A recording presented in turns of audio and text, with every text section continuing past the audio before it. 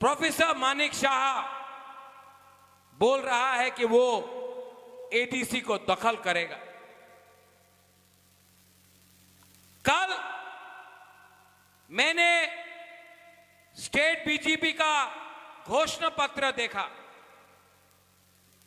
घोषणा पत्र मतलब मैनिफेस्टो।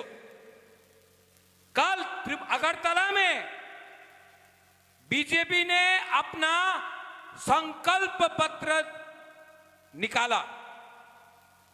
अधिकार के बारे, जमीन के बारे, स्क्रिप्ट के बारे कुछ नहीं बोला। डायरेक्ट फंडिंग के बारे कुछ नहीं बोला। लेकिन TTADC, Tripura tribal area autonomous district council से संकल्प पत्र से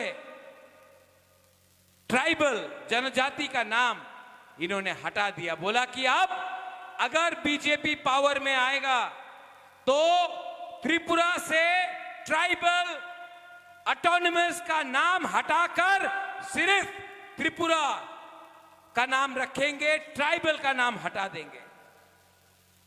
मतलब जो माननीय मुख्यमंत्री doctor professor mister Manik Shah ने बोला था कि एडीसी मात्र ट्राइबल लिए नय सबाई निये, आज ट्राइबल का नाम आप हटाकर टीटीएडीसी का नाम आप बदलना चाहते हैं।